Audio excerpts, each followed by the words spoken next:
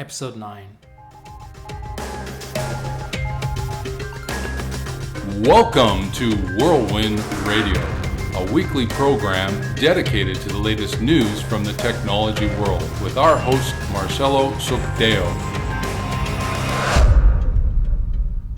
Blackberry is back in the news once again, and this time they are coming out with their latest phone, the smartphone that's called the Blackberry Priv.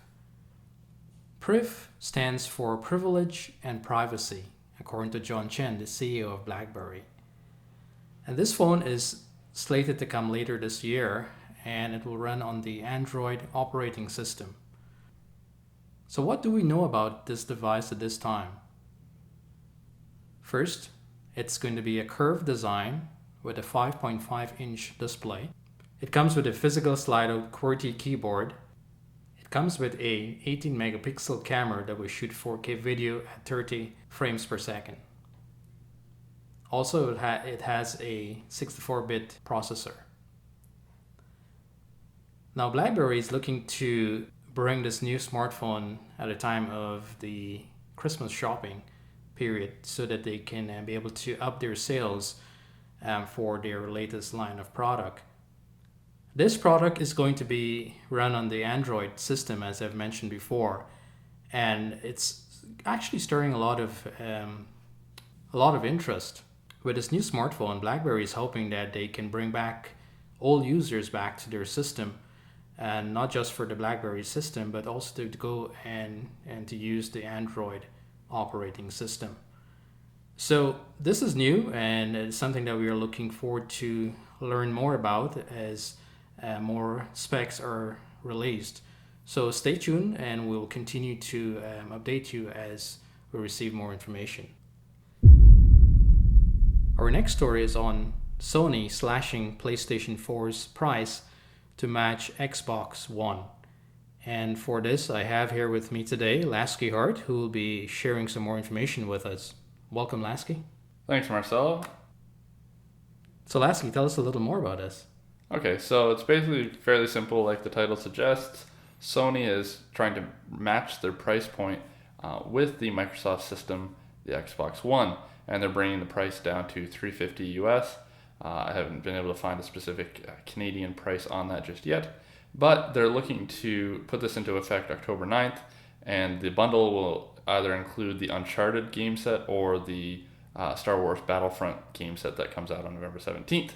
And the reason why this is so important is that for the longest time, PS4 or PS3 and the other PS systems have been so high on the price point list that Microsoft's been able to cut some of the market out from underneath PlayStation by offering a system at a lower price.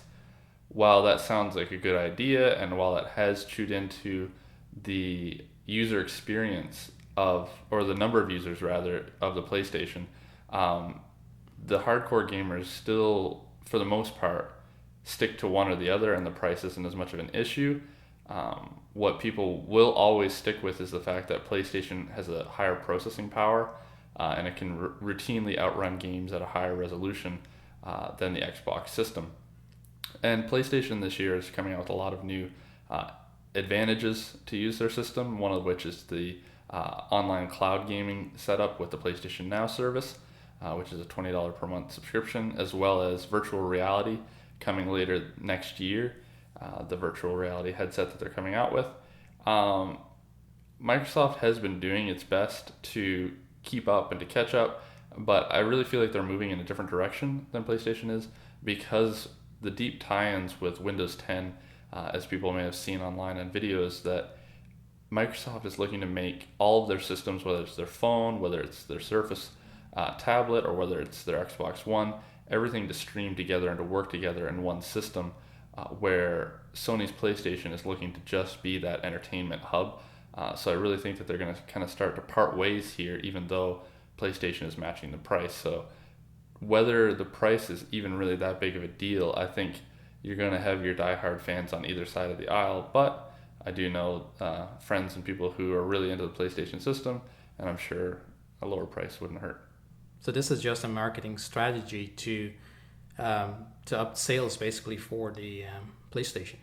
That's true, and I think another aspect to why they may be trying to do this is the more users that they can get on the PlayStation 4 system, I think the higher likelihood that they'll be able to incorporate different things like TV streaming and things, because Xbox now has that Sling TV, and I think that's simply the reason that Sling partnered with them. I think is likely just the fact that there's such a huge number of people on the Xbox One system. So if they can become more of a tangible and more of a realistic customer for companies like Sling TV or other TV streaming systems, then they'll be more likely to partner with Sony on that. All right, well, thank you so much. Thank you. Here's a quote from Akio Morita. He was the co-founder of Sony Corporation. He said, "Carefully watch how people live. Get an intuitive sense as to what they might want, and then go with it. Don't do market research." With that, we've come to the end of this program. Until next week, this is Marcello for Whirlwind Radio.